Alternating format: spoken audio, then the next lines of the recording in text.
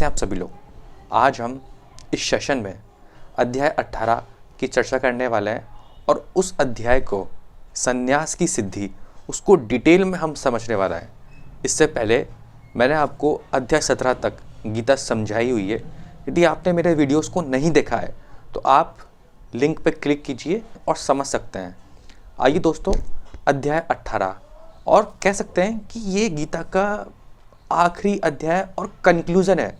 जैसे सांख्य योग के अंदर भगवान श्री कृष्ण ने गीता का सार समझाया कि गीता क्या है ना।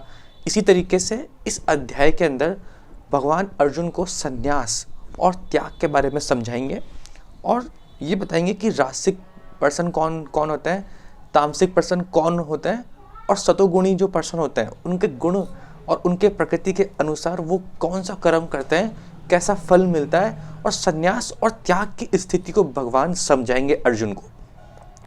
तो मैं यूँ बोलूँगा कि ये अध्याय गीता का आखिरी अध्याय होने के साथ साथ भगवान श्री कृष्ण ने इसके अंदर कंक्लूजन को समझा है कि कंक्लूजन क्या है गीता का। तो आइए इसकी तरफ आगे बढ़ते हैं। अध्याय 18 उपसंहार संन्यास की सिद्धि। अर्जुन उवाच संन्यासे माहुबाहो तच्छमिच्छामि वेद्युतं त्याग्यसे च ऋषिकेशः प्रतके निशीनूषदन्। अर्जुन ने कहा, हे महाबाहु, मैं त्याग का उद्देश्य जानने का इच्छुक हूँ और हे केशनिनुषदन, हे ऋषिकेश, हे त्याग में जीवन, संन्यास आश्रम का भी उद्देश्य जानना चाहता हूँ। अब अर्जुन क्या है, इस अध्याय के स्टार्टिंग में एक बार फिर से भगवान से ये जानना चाह रहे हैं, हे महाबाहु कृष्ण, मैं वापस से त्याग का उद्देश्य जानना चाहता हूँ कि यार मैं त्याग करूँ तो मैं करूँ क्यों, मैं त्याग का उद्देश्य मैं जानना चाहता हूँ। उसके साथ साथ मैं संन्यास का आश्रम आगे आएगा और संन्यास के बारे में मैं आपसे जानना चाहता हूँ। तो अब इस चीज़ को भगवान आगे समझाएंगे। देखिए, गीता में लिखा हुआ है या फिर आप कहीं भी जाते हैं तो वहाँ पे आता है त्याग कीजिए। तो कर्मों का त्याग तो पॉसिबल ही नहीं है अपने इस जीवन में। आपको कर्म तो आपको करने ही पड़ेंगे, क्योंकि हमने कर्म योग में और सांख्य योग में हमने यही समझा कि कर्म तो मस्ट है, क्योंकि शरीर का निर्वाह करने के लिए आपको कर्म तो करने ही पड़ेंगे। आप मटेरियल डिज़ायर्स को आप छोड़ सकते हैं, मटेरियलिस्टिक कर्मा को आप छोड़ सकते हैं, लेकिन स्पिरिचुअल कर्मा को आपको हमेशा करना ही पड़ेगा। और भगवान भी चाहते हैं कि आप स्पिरिचुअल कर्मा करें, भगवान की सेवा करें, भगवान के इंद्रिय तृप्तियों को तृष्ट करें, है ना। अपना पूरा जीवन श्री कृष्ण की भक्ति में और उनकी सेवा में लगाएं, यानी स्पिरिचुअलिस्टिक में रहें। आपको ये मैं बता दूँ एक बात कि हम हमेशा से स्पिरिचुअल ओरिएंटेड पर्सन होते हैं, लेकिन जैसे ही हम इस वर्ल्ड में आते हैं, इस पूरी माया जाल में हम फंसते हैं, तो हम मटेरियलिस्टिक पर्सन बन जाते हैं, क्योंकि जानते हैं कि यार मुझको भी ऐसा बनना है। तो that we are oriented in a materialistic person, but we are inside a spiritual person. और भगवान यही चाहते हैं कि आप यदि त्याग कर रहे हैं, यदि आप संन्यास ले रहे हैं, तो आप स्पिरिचुअल एक्टिविटी के जो सारे जो कर्म होते हैं उनको ना त्यागिए। अब इसका जवाब भगवान आगे देंगे। अगला श्लोक।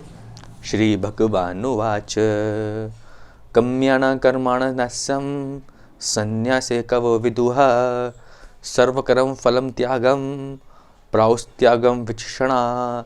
भगवान ने कहा, भौतिक इच्छाओं पर आधारित कर्मों के परित्याग को विद्वान लोग संन्यास कहते हैं और समस्त कर्मों के फल त्याग को बुद्धिमान लोग त्याग कहते हैं। अब भगवान ने यहाँ पे बताया कि संन्यास क्या होता है और त्याग क्या होता है। तो जो इंसान अपनी भौतिक इच्छाओं को त्याग कर देता है, यानी स्पिरिचुअल डिज़ायर्स को, स्पिरिचुअल नहीं, मटेरियल, जो इंसान मटेरियलिस्टिक डिज़ायर को, मटेरियलिस्टिक कर्म को छोड़ देता है ना, उस पर्सन को बोलते हैं, उस स्टेट ऑफ माइंड को बोलते हैं संन्यास। और त्याग क्या होता है, जब समस्त कर्म फलों को छोड़ देता है ना, कुछ नहीं करता, उसको बोलते हैं त्याग। और भगवान खुद कहते हैं कि जो सेकंड वाला चीज़ है ना, जो त्याग वो अर्जुन नामुमकिन है और बहुत ज़्यादा मुश्किल है ना। क्योंकि आप यदि अपनी बॉडी से कर्म नहीं करेंगे तो कहीं ना कहीं आपका विचार, आपका मन भी कर्म करेगा। और कर्म के लिए मैं आज आपको थोड़ा सा और बताता हूँ कर्म क्या है, व्हाट इज़ कर्म। सो कर्म का मतलब ये है कि आप जो करते हैं, आप जो बोलते हैं, आप जो सोचते हैं, वो कर्म होता है। तो यदि आप अपने शरीर से आप कर्म नहीं करेंगे, है ना, आप कुछ भी नहीं बोलेंगे, तो आपका मन भी जो करेगा वो भी कर्म है। Right, you are expressed as a life energy. तो हमारी बॉडी एक्सप्रेस होने के लिए आई है, तो कर्म तो हमको करना ही पड़ेगा। तो जो सेकंड वाली जो कंडीशन है, जो त्याग है, वो जस्ट नेक्स्ट टू इम्पॉसिबल है ना। लेकिन जो फर्स्ट है, जो संन्यास है, वो स्टेट ऑफ माइंड है कि जहाँ आप भागते नहीं हो, आप स्टेबल रहते हो, है ना, और आप अपने भौतिक वर्ल्ड के जो डिज़ायर्स है, जो कर्मा है, उनका त्याग कर देते हो और स्पिरिचुअल वर्ल्ड में रहते हो। अगला श्लोक, त्याज्यम दोषवदिदिक्त्य करम प्रमाहो निश्यणी यज्ञदान पतम कर्माः न्यात्याज्यमिति चापरे। कुछ विद्वान घोषित करते हैं कि समस्त प्रकार के सकाम कर्मों को दोषपूर्ण समझकर त्याग कर देना चाहिए, किंतु अन्य विद्वान मानते हैं यज्ञ, दान तथा तपस्या के कर्मों को कभी नहीं त्यागना चाहिए। सही बात लिखी है। देखिए, जो सात्विक टाइप के पर्सन रहते हैं ना, उनको पता होता है कि यज्ञ, दान और तपस्या करना तो भगवान की इंद्रियों को तृप्त करना है, यानी भगवान की इच्छाओं को सेटिस्फाई करना है। तो ये तो बहुत ही अच्छी चीज़ें हैं। मतलब यज्ञ करना, दान करना, पुण्य करना, अच्छे कर्म करना, ये आपको एक निष्काम कर्म की ओर आगे ले जाता है। तो ये तो आपको कभी त्यागना ही नहीं चाहिए। आपको क्या त्यागना चाहिए? जो कि आपके समस्त प्रकार के जो भौतिक कर्म है ना, आपको यदि त्यागना है तो आप उनको त्यागिए। क्योंकि जो सेकंड वाली जो चीज़ है ना, यज्ञ, तपस्या, दान, वो एज अ आपकी ड्यूटी है ना, आपका कर्तव्य कि आपको वो करना है। तो आप यदि उसे कर्तव्य मान के आप उसको करेंगे तो उसका फल आपको मिलेगा, उसका लाभ आपको मिलेगा, और वो आप कभी नहीं त्यागना चाहिए। अगला श्लोक, निश्चयम शृणु मे तत्र ताक्ते भारत समम त्याग्यो हि पुरुषवः त्रिविध संकृतिति। हे भरत श्रेष्ठ, अब त्याग के विषय में मेरे से सुनो। हे निर्दाक्षिण्य, शास्त्रों में त्याग 3 तरह का बताया गया है। अब भगवान यहाँ पे बता रहे हैं, हे भरत श्रेष्ठ, अब त्याग के विषय में आप मुझसे सुनो, मेरा निर्णय सुनो। शास्त्रों में त्याग 3 तरीके से बताया गया है। तो अब आएंगे 3 टाइप्स। यज्ञ दान पतम कर्मः न्यात्याज्य कार्यमेव ततः यज्ञोदानं तपस्यैव पावननि विनिश्रमाणम। यज्ञ, दान, तपस्या के कर्मों को कभी परित्याग नहीं करना चाहिए, उन्हें अवश्य संपन्न करना चाहिए। निसंदेह यज्ञ, दान तथा तपस्या महात्माओं को भी शुद्ध बनाते हैं। तो यज्ञ, दान और तपस्या, इन तीनों चीज़ों को आपको कभी भी त्यागना नहीं चाहिए, क्योंकि इन तीनों चीज़ों को करने से, है ना, आपके जीवन में एलिवेशन होता है ना, आप शुद्ध बनते हो, आप बहुत प्योर बनते हो, और इस चीज़ों को आपको as a duty, as a service towards God, है ना, कर्तव्य मान के आपको इनको एग्जीक्यूट करना चाहिए, इनको करना चाहिए। ऐसा नहीं कि यार मैं सब कुछ छोड़ के जा रहा हूँ तो हर चीज़ छोड़ रहा हूँ मैं। भगवान खुद मना करते हैं कि सब कुछ मत छोड़ो, अपनी भौतिक डिज़ायर को छोड़ो यदि तुम्हें छोड़ना है तो, और स्पिरिचुअल जो डिज़ायर्स होती है, जो स्पिरिचुअल जो कर्मा होते हैं, उनको करते रहो। जैसे यज्ञ, दान तथा तपस्या, इन तीनों को करते रहो। अगला श्लोक, एतान्यपि तु कर्माणि संगतक्वता फलानि च कर्तव्यानीति मे पार्थम निश्चित मतु ममम। एतान्ति तु कर्माणि संगतक्वता फलानि च कर्तव्यनीति मे पार्थ निश्चिम मुत ममम। इन सारे कार्य को किसी प्रकार की आसक्ति या फल की आशा के बिना, इन सारे कार्यों को किसी प्रकार की आसक्ति या फल की आशा के बिना संपन्न करना चाहिए। हे प्रथा पुत्र, इन्हें कर्तव्य मान के संपन्न किया जाना चाहिए, यही मेरा अंतिम मत है। अब भगवान साफ साफ बता रहे हैं कि यज्ञ, दान और तपस्या, इन तीनों को एज अ ड्यूटी, कर्तव्य मान के, सर्विस टूवर्ड गॉड्स, भगवान की सेवा मान के इनको पूरा करना चाहिए, बिना फल की इच्छा किए बिना। आप ऐसा मानिए कि ये मेरी ड्यूटी है, सर्विस टूवर्ड्स गॉड, और बिना फल की इच्छा किए बिना इन सारी ड्यूटी सर्विस को पूरा कीजिए। तो ये वाली बात भगवान कह रहे हैं यहाँ पे। नित्यस्य तु संन्यासम कर्मणो नोपपद्यते मुदास्यते परित्यागम तामस परिकीर्तितः। निर्दिष्ट कर्तव्यों का कभी त्याग नहीं करना चाहिए। यदि कोई मोहवश अपने नियत कर्मों का परित्याग कर देता है तो ऐसे त्यागों को तामसी कहा जाता है। मैं एक बार और ये वाला लाइन पढ़ता हूँ। निर्दिष्ट कर्तव्यों को कभी नहीं त्यागना चाहिए। यदि कोई मोहवश अपने नियमित कर्मों को परित्याग कर देता है तो ऐसे त्याग को तामसी कहा जाता है। तो भगवान यूँ कहा जा रहा है, स्वधर्म, अपने कर्मों को कभी नहीं त्यागना चाहिए। एग्जाम्पल के तौर पे आपको बताना चाहूँ, अर्जुन बचपन से ही एक योद्धा थे, है ना, वो एक क्षत्रिय थे। तो उनके खून खून में, डीएनए में ये लिखा हुआ था कि तुझको फाइट करनी है, that you are born as a warrior और अ फाइटर। लेकिन जब वो युद्ध के स्थान में अपने सामने अपने परिजनों, है ना, भीष्म पितामह, कृपाचार्य, अपने गुरुजनों को देखते हैं तो उनका मन क्या डगमगा जाता है। वो यूँ सोचते हैं कि यार मैं किसी जंगल में चल जाता हूँ, मैं संन्यास कर लेता हूँ, ठीक है। लेकिन वहाँ भगवान श्री कृष्ण अर्जुन से एक बात कहते हैं, तो यहाँ से चल जाएगा, लेकिन मान ले जंगल में यदि कोई तेरे से मुकाबला करने के लिए आ जाए तो क्या फिर भी तू सन्यासी बना रहेगा या फिर तो उससे युद्ध करने के लिए आगे बढ़ेगा। तो इस चीज़ को समझो कि जब अर्जुन जब जंगल में किसी से लड़ सकता है तो वो वहाँ भी लड़ सकता है। तो अच्छा क्या होगा कि तू यहाँ मेरा आदेश मान के लड़, क्योंकि वहाँ पे जब तू कर्म करेगा तो उसका फल तुझको अलग अलग मिलेगा, और यहाँ पे जब तू कर्म करेगा, कर्तव्य के अनुसार अपना कर्म करेगा, तो तुझको यश मिलेगा, तुझको इस पूरे राज्य की तुझको प्राप्ति होगी। तो तू वो वाला कर्म कर, अपने कर्तव्य, अपने ड्यूटी से भागे मत। और यही वाली बात भगवान ने यहाँ पे लिखी है, अपने निर्दिष्ट कर्मों को, अपने नियत कर्मों से कभी भी नहीं त्यागना चाहिए। यदि कोई मोहवश अपने कर्मों को परित्याग कर देता है तो ऐसे त्याग को तामसी कहा जाता है। दूसरा एग्जाम्पल ये है, सूरदास, है ना, कितने बड़े संत थे लेकिन फिर भी जूते बनाना कभी नहीं छोड़ा, है ना। आप यूँ सोचो क्यों? क्योंकि यार वो उनको उनके कर्मों से मिला हुआ काम है, यानी वो उनका काम है। चाहे वो कितने बड़े, चाहे वो संत हो, लेकिन उन्होंने कभी भी जूते बनाना कभी भी नहीं छोड़ा, है ना। तो ये वाली बात है कि अपने स्वधर्म को कभी नहीं छोड़ना चाहिए, क्योंकि वो आपको नियति से, प्रकृति से मिला है। You have to do it, do it, do it and do it. चाहे आप कोई भी हो, उनको नहीं छोड़ना चाहिए मोहवश। अगला श्लोक, दुखी मित्तवे यत कर्मा कार्य क्लेश भयोजते सकृतवा राजसम त्यागम नैव त्याग फलम लभेत।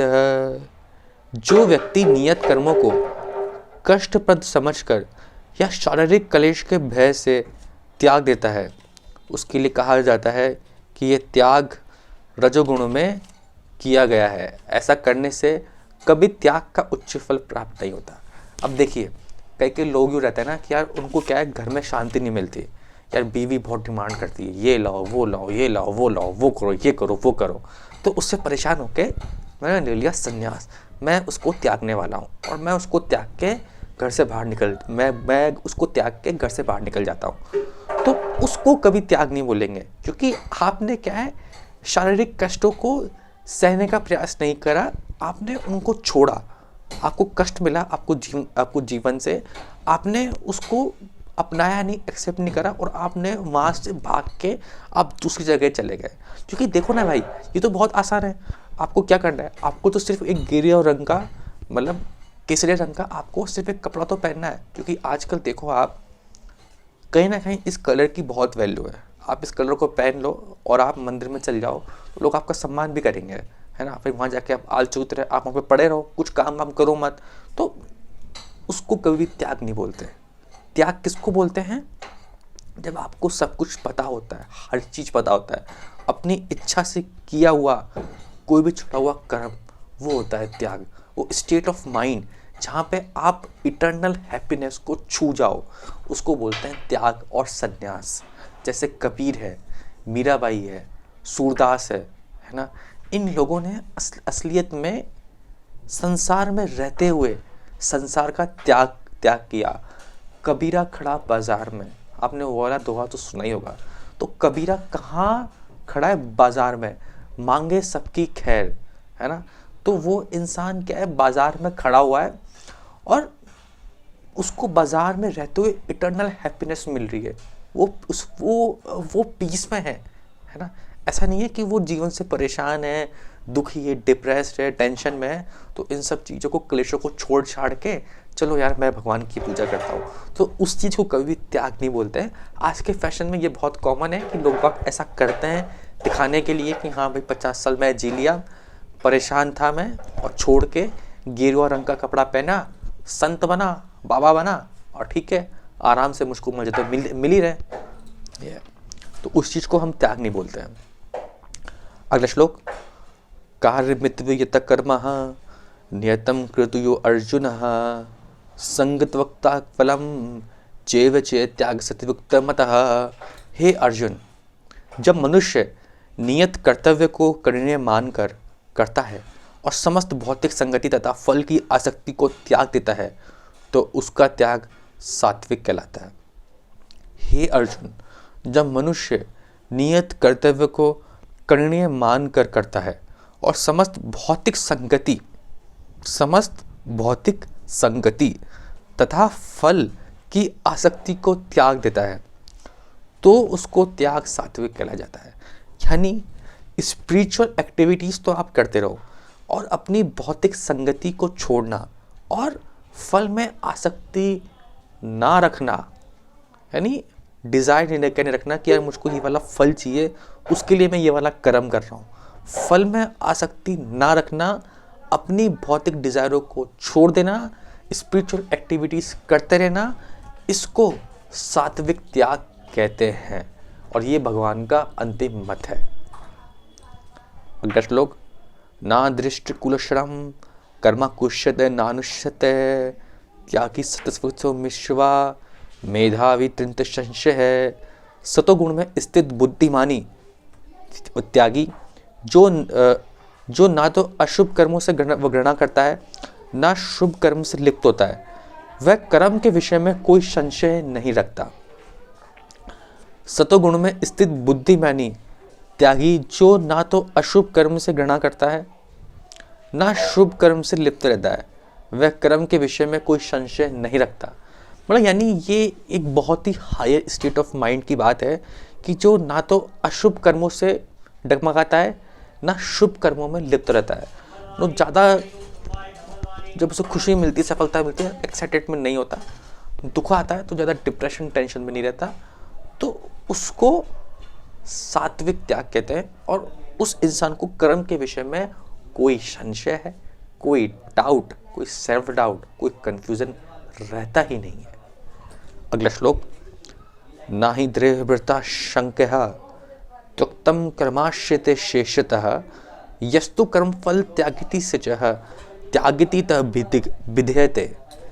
निसंदेह किसी भी देहधारी प्राणी के लिए समस्त कर्मों का परित्याग करना असंभव है, लेकिन जो कर्म फल का परित्याग करता है वह वास्तव में त्यागी कहलाता है। यानी जो कर्म फल का त्याग करता है ना, यानी जिसके अंदर ये इच्छा नहीं होती कि मुझे रिजल्ट क्या मिलेगा, है ना, जो ये वो समझता है कि यार जो भी रिजल्ट मिलेगा वो भगवान मुझे अच्छा ही देंगे, जैसा भी होगा मुझे एक्सेप्ट होगा, तो उस स्टेट ऑफ माइंड को त्याग कहते हैं। ये स्टेट ऑफ माइंड ही होती है। कभी हम बहुत खुश होते हैं, कभी हम बहुत दुख होते हैं, कभी हम ऐसा सोचते हैं कि यार इसको करने से मुझको ये मिलेगा, ये लाभ होगा, इतना प्रॉफिट होगा, इतना लॉस होगा, तब हम आगे बढ़ते हैं। यानी कहीं ना कहीं हमारा स्वार्थ छिपा होता है, हम परमार्थ में नहीं होते। जब हम कोई भी कर्म इस तरीके से करते हैं जिसमें हमारा स्वार्थ छुपा हुआ है, तो उस चीज़ को हम त्याग नहीं बोलते हैं, है ना। लेकिन जब हम अपने स्वार्थ को छोड़ के, अपने फल की इच्छा को छोड़ के कोई भी कर्म करते हैं या समस्त कर्मों का परित्याग कर देते हैं, उसी को ही त्याग बोला जाता है। लेकिन ध्यान रहे, यहाँ पे स्पिरिचुअल एक्टिविटी का त्याग कभी भी नहीं करना चाहिए, उसे हमेशा ही करते रहना चाहिए। यानी भगवान की भक्ति, हरि नाम कीर्तन, मेडिटेशन और भगवान की सेवा हमेशा करती रहना चाहिए। अनिष्टमिष्टम ऋष्यम च त्रिविधम कर्मम फलम भवत्यत्यागिना प्रत्यत्यः न तु नस्तित्य तक्ति विच्युतः। जो त्यागी नहीं है उसके लिए इच्छित इष्ट, अनिच्छित अनिष्ट तथा मिश्रित, ये 3 प्रकार के कर्मफल मृत्यु के बाद मिलते हैं। लेकिन जो सन्यासी है उसे ऐसे फल का सुख दुख नहीं भोगना पड़ता। अब भगवान ने यहाँ पे थोड़ा डिफरेंस बताया है कि जो त्यागी है उसको क्या भोगना पड़ता है और जो त्यागी नहीं है उसको क्या भोगना पड़ता है। तो जो त्यागी है उसके लिए इच्छित इष्ट, अनिच्छित अनिष्ट तथा मिश्रित, यानी जैसे मैंने आपको बताया था कि आप चाहे शुभ कर्म करो चाहे आप बुरे कर्म करो, तो शुभ कर्म करने का मतलब क्या है कि आपको इस संसार में सोने की चेन से बांधा हुआ है ना। और आप बुरे कर्म करो तो उसका मतलब क्या हुआ है कि आपको लोहे की चेन से बांधा हुआ है, लेकिन बंधे तो आप चेन से हो। डेट दुखाले बोला है भगवान ने, इस संसार को दुखाले। जैसे आपके कर्म होते हैं उसी अनुसार अगले जन्म में आपको नया शरीर मिलता है, तो वापस से आप इसी वर्ल्ड में आते हो। लेकिन आप रहोगे तो इस 84 लाख योनियों में से किसी एक शरीर में, तो दुखाले में तो रहोगे।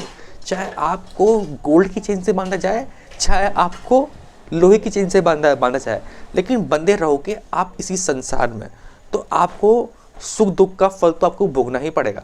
लेकिन जो सन्यासी है जिसने भौतिक कर्मों का त्याग किया हुआ है और मेरी सेवा में लगा हुआ है ना, उसे सुख दुख, लाभ हानि, प्रॉफिट लॉस, जय पराजय, इन सब चीज का दुख कभी भोगना नहीं पड़ता। अगला श्लोक, पंचतानि महाबाहो कर्णानि निबोध में है, सांख्य कृतांते प्रोक्तानि सिद्धवे सर्वकर्माणि नाम। हे महाबाहु अर्जुन, वेदांत के अनुसार समस्त कर्म की पूर्ति के लिए 5 कारण हैं। अब तुम इसके लिए मुझसे सुनो।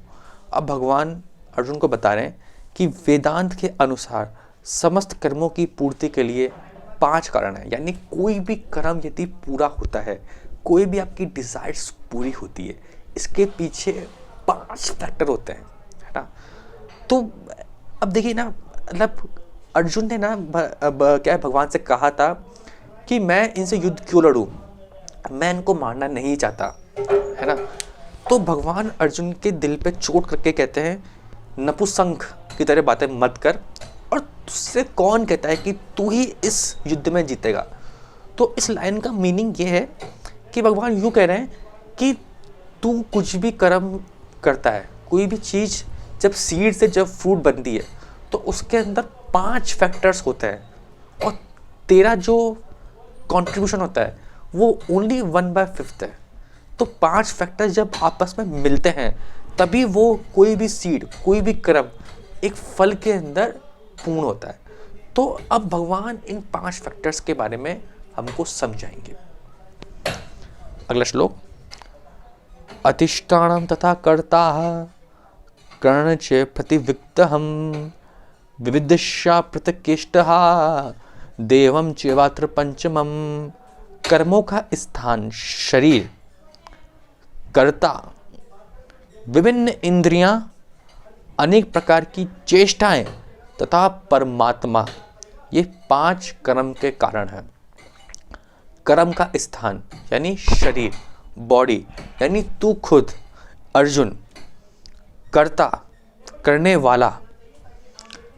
तीसरी चीज इंद्रियां, यानी इंद्रियां मतलब आपको पता ही है, अनेक प्रकार की चेष्टाएं यानी डिटर्मिनेशन, डेडिकेशन, और परमात्मा यानी भगवान श्री कृष्ण की मंजूरी होना, ये 5 कर्म के कारण है।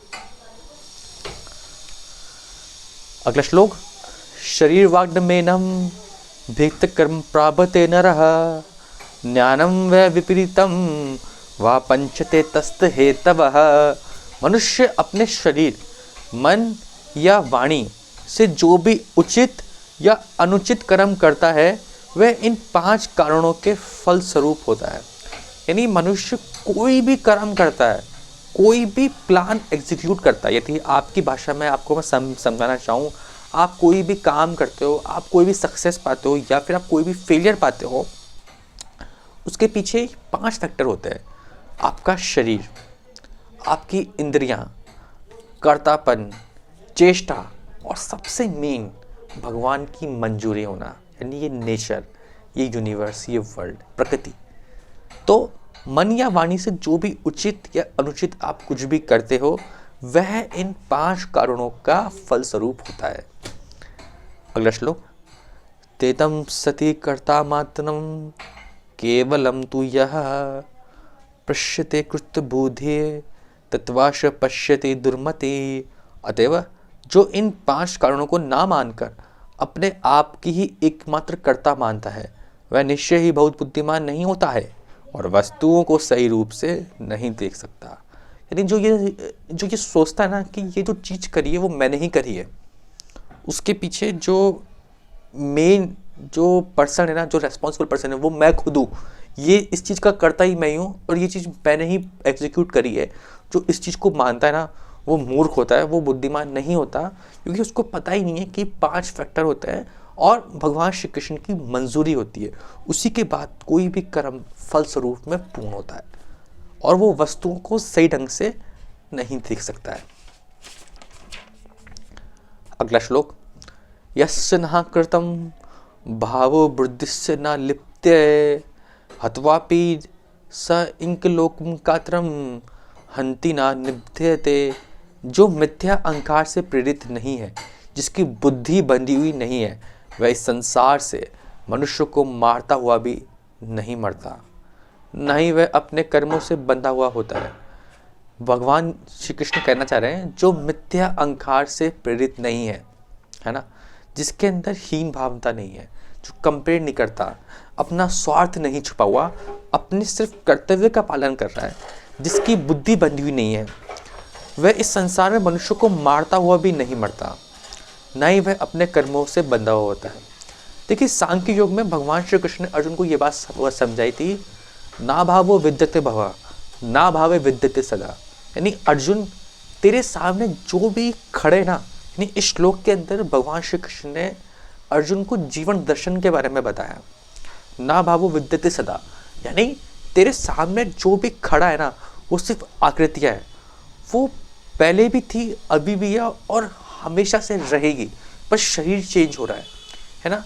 सिर्फ तेरा इस समय कर्तव्य क्या है, तेरा इस समय ड्यूटी क्या है कि तू एक क्षत्रिय है, युद्ध लड़, है ना। यदि द्वंद्व से पार जाना है तो द्वंद्व में घुसना पड़ेगा। यदि आपकी लाइफ में कोई भी पीड़ा है, कोई भी दर्द है, कोई भी दुख है, उसके आपको पार जाना है ना, तो आपको उस द्वंद्व में कूदना पड़ेगा, ये आपकी ड्यूटी है। यदि आप भागोगे तो आपका वो पीछा नहीं छोड़ेगा। यदि कोई भी चीज़ आपको रोक के बैठी हुई है, आप रुके हुए हो, जैसे अर्जुन उस समय रुका हुआ था, वो क्षत्रिय था अंदर से, लेकिन वो फिर भी भगवान से यूँ कहते हैं कि मुझे लगता है कि ना इन सबको मारने से मुझको बहुत पाप मिलेगा। मैंने तो ये भी सुना है कि अपने गुरुजनों को मारने से आपकी कुल की स्त्रियाँ भी दूषित हो जाती है और आपके जो आपको बहुत उसमें पाप मिलता है। तो इतनी बड़ी बड़ी बातें अर्जुन कर रहा था भगवान श्री कृष्ण से।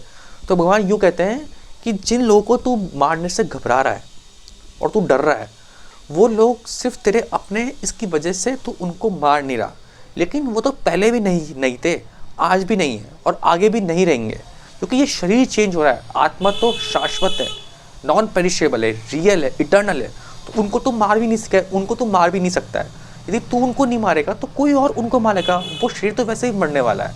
तो तू इस समय अपने कर्तव्य का पालन कर।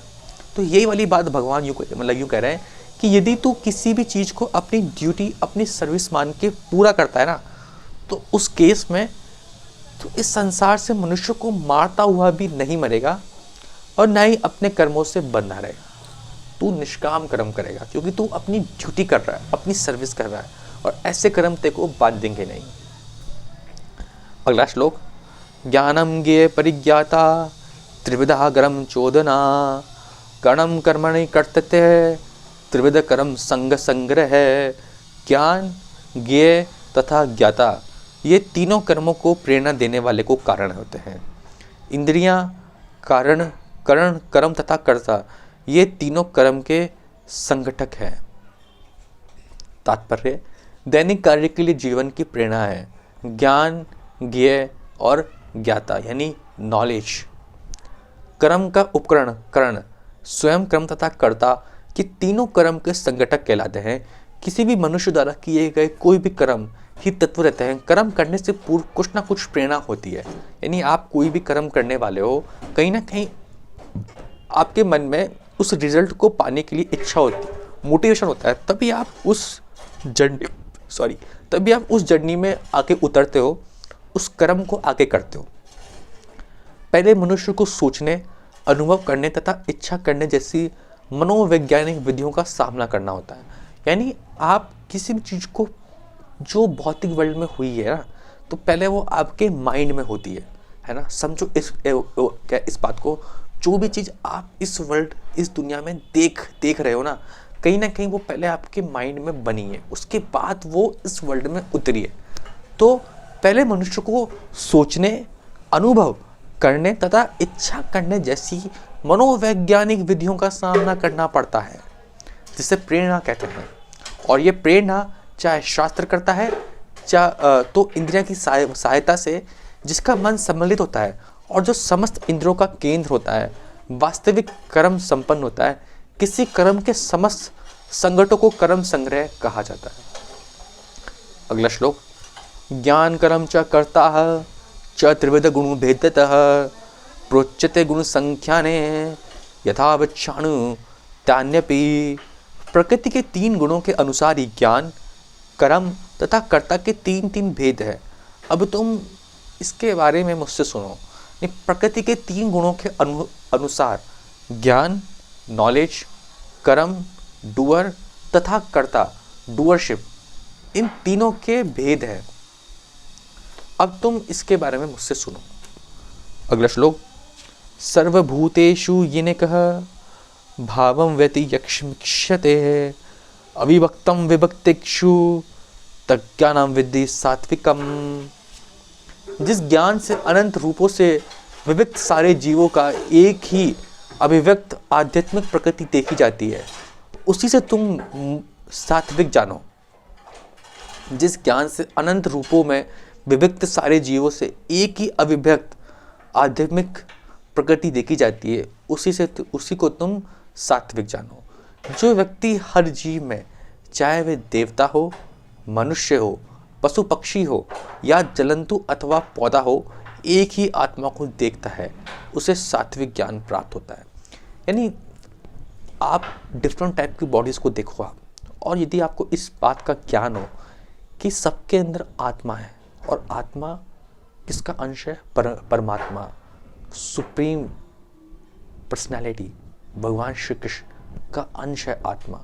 तो जब आप सारे लोगों को देखो और आप उनको देखने के बाद आपको ये महसूस हुए कि यार वो सब आत्मा है, वो सब भगवान श्री कृष्ण का अंश है ना, या फिर उनके हृदय में परमात्मा बैठा हुआ है, तो इस कंडीशन में आपको बोला जाता है कि आप सात्विक हो।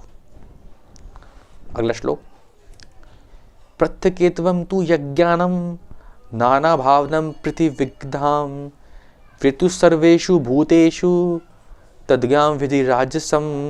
जिस ज्ञान में कोई मनुष्य विभिन्न शरीरों से भिन्न भिन्न प्रकार के जीव को देखता है, तुम उसे राजसी जानो।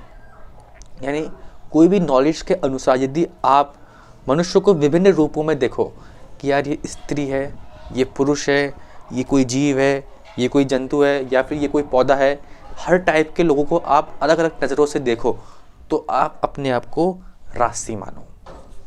अगला श्लोक, और इसका तात्पर्य मैं पढ़ना चाहूँगा। ये धारणा है कि भौतिक शरीर ही जीव है और शरीर के विनिष्ट होने पर चेतना भी नष्ट हो जाती है। राजसी ज्ञान है, इस ज्ञान के अनुसार एक शरीर दूसरे शरीर से भिन्न है, क्योंकि उनमें चेतना का विकास भिन्न प्रकार से होता है। अन्यथा चेतना के प्रकट होने वाला पृथक आत्मा ना रहे। शरीर स्वयं आत्मा है और शरीर के परे कोई भी पृथक आत्मा नहीं है।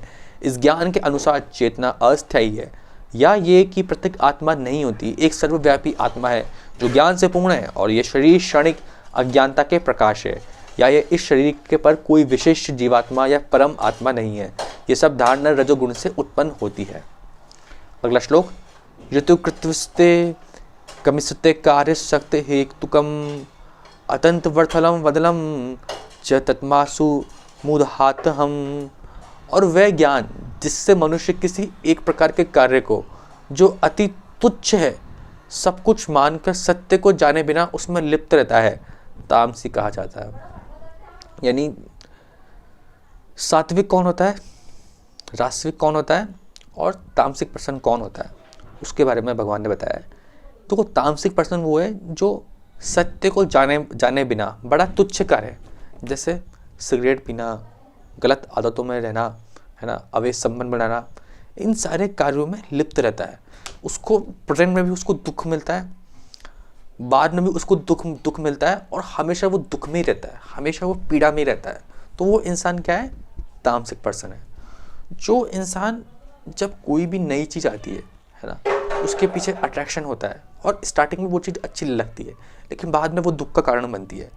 जब उसको ये चीज़ पता होती है, जब वो इस स्टेट ऑफ माइंड में होता है, तो उसको राजसिक पर्सन कहते हैं।